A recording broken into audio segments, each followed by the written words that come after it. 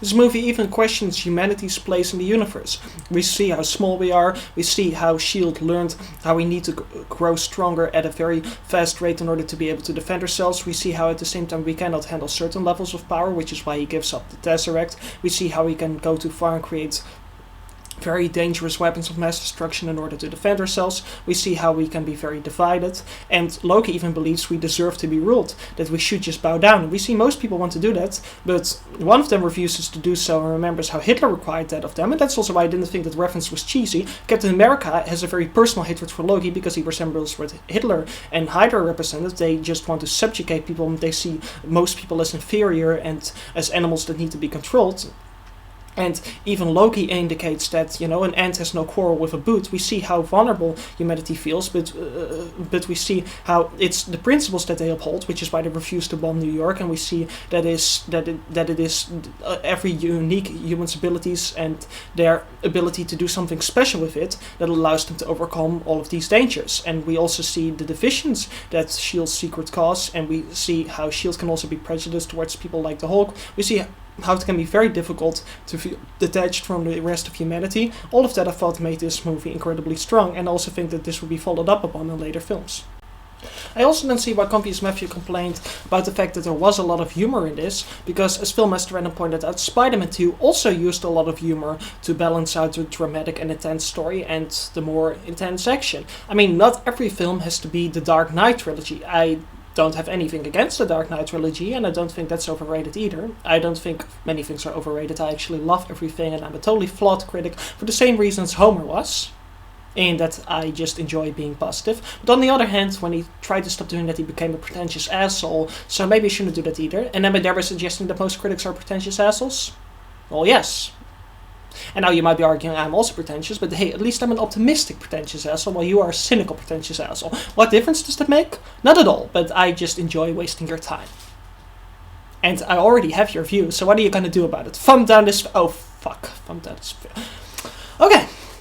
But so I think this film did an excellent job balancing drama and intense action and humor, and I don't see why people had to complain about it from both sides. Also, I don't see why people did that with Age of Ultron, but Confused Matthew also complained about the whole conversation between Iron Man and Captain America, where he makes it incredibly personal, saying that everything that made Captain America great came from a bottle. But the thing is, even though Tony also relies on his inventions, they are his inventions. He created his suit. He didn't rely on someone else or an outside force to give it to him. But he doesn't realize that that only brought out what Captain America already had on the inside, moral strength. And also think that it's interesting how we see Tony Stark's superficial side contrast with Captain America, because he just finds it very difficult to take his role as a true hero seriously. We see that Captain America truly has to become a leader in this time period, like he was of his commandos back in the 40s, that he has to be a symbol that inspires. And in that sense, this film really is also about inspiration, about inspiring humanity, about the role of heroes in taking us to the next level, and about being able to show that humanity is also capable of adapting and surviving in harsh times, as we have often done in the past. And in that sense, it also ties into the conflicts of 4 and its reliance on continuity to, at the same time, tell a self-contained story that also sets up future films and that takes advantage of a very well-expanded universe to really tell themes of humanity's role in the universe. I think that worked very well, and also really comment on freedom and on subjugation. I think it was very interesting how it was Captain America who protected those people from having to give up their freedom. But I don't think I even have to comment on the action, the effects, the score, the acting, or the sense of humor. Everybody loved that about this film, except for maybe Confused Matthew. Everybody realized this film had fantastic action and also a great pace and wonderful actors. But so a lot of people nowadays have come to question whether it had a very strong, smart script. But with Joss Whedon, I do think it delivered. I think it also had a lot of action and a great sense of humor, but I think that it also managed to be very smart. And a lot of people have commented on the great characterization and what it did with the characters following up on their arcs of earlier films. And I think they were totally right about that. But so some people did try to question the story as not being that thick and not talking about a lot, but so I think the story did talk about quite a couple of things, and I also think that Loki's plan was truly brilliant, that he played on the dark sides of the Hulk, that we see how he feels separated from the rest of the team, we see how Thor almost gets killed, and we see that he's afraid of picking up his hammer. There are a lot of small character touches, there are a lot of really dramatic moments, and I personally also think that this film story could get rather complex because the way that Loki wanted to get the alien army there was actually kind of interesting, and to also see how he struggled with trying to keep Thanos satisfied and how he had become far more ambitious and violent since 4. I think that in that sense it also really built upon that film and got incredibly creative and epic. I mean, I think this film had a very thick story. It's obviously a very long film anyways, and there isn't even that much action until the end, which is why honest trailers ironically complained it was boring. Before that, they really delved into the characters' backstories and how these affected them and their internal relationships. You can even already see how Black Widow has some feelings for Captain America. You can see how she works within the spy agency, relationship with Hawkeye. The way that she manipulated Loki was brilliant. How Loki tried to take advantage of that, how they had to repair the ship during battle. They did a lot of very creative things with the story, and I also think that especially what made this more than just your average action film was also the brainwashing, how we even see people like Eric Selvig, who was already established in an earlier film, being under its influence, and at the same time how we see that Tony is the one person Loki can't affect because, he shields his heart. Even Captain Logan commented on how clever that was, and yeah, the scepter only works when it touches the exact center of someone's chest. It's a precise weapon. I don't see why CinemaSins complain about that. Or about the blue lights. S.H.I.E.L.D. always has had blue lighted weapons. And yeah, Black Widow should have shown a lap dance, but hey, bondage totally beats lap dance, so I don't even really see the issue with that. And Confused Matthews complained that the roundup scene would be too long and boring, but the thing was they did a great job at establishing each character's role within the story, how Captain America's knowledge of the cube, how he feels out of touch in this time period, and how he doesn't really know what to do, that he doesn't feel as though he has a purpose, that at the same time the Hulk feels as though he needs to isolate himself. And that's also really a theme in this film, that it's about isolation, about how all of these people have things that make them different and they can't really embrace their roles as symbols. They more feel like freaks and outcasts, except for Tony, but he doesn't really take his role seriously enough.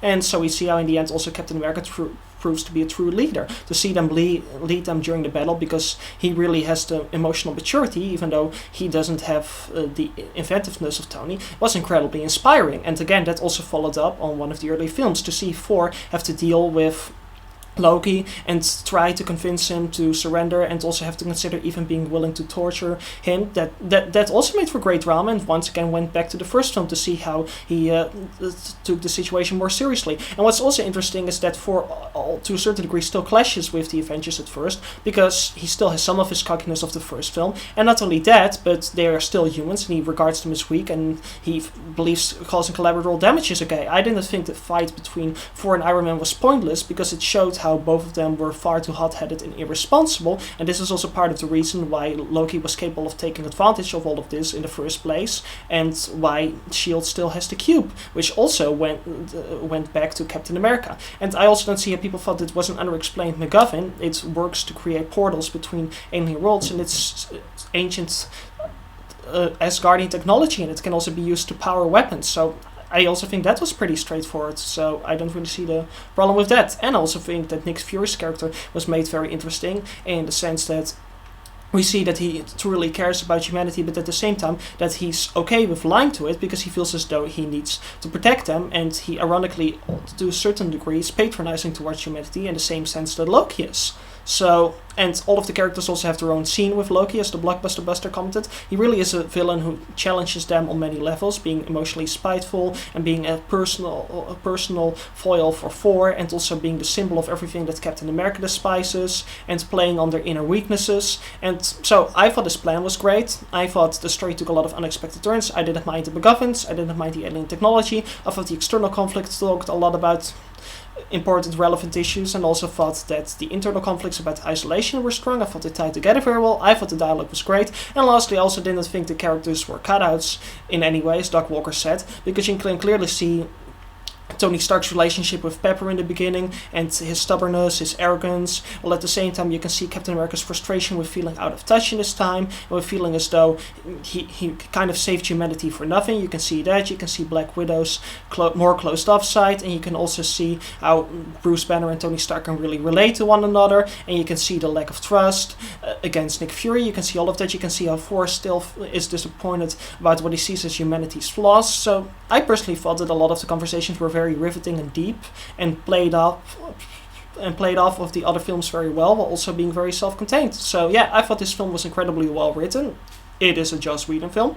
And personally, I think that the strong script with its fantastic dialogue, characterization, and in my opinion, a very strong epic story with deep themes, and giving its characters strong backstories and utilizing all of them, utilizing the action to tell the story. I think this film did a great job, and I think it worked both well on the level of style, but also on the level of substance. And I hope, because Filmmaster Adam was such a big fan of this film and loves the Marvel Cinematic Universe, that I could convince him to not go along with the critics in this regard, because I think usually he's very good at making up his own mind, but I was worried, although he might just have come to this conclusion naturally, that he was too influenced by the majority opinion, but I also think that it's nowadays just becoming too fashionable to try and call the Avengers overrated. So if there's anyone who loved this film but felt as though it might just be mindless action, I hoped I could convince you otherwise, and that I could be an inspiring symbol, and that one day I can have my own statue in New York. I'm allowed to dream, and I'm also allowed to have total weird delusions of power. Although, no wait, this is the Netherlands. So I'm going to be committed now. So I wish you all a nice day,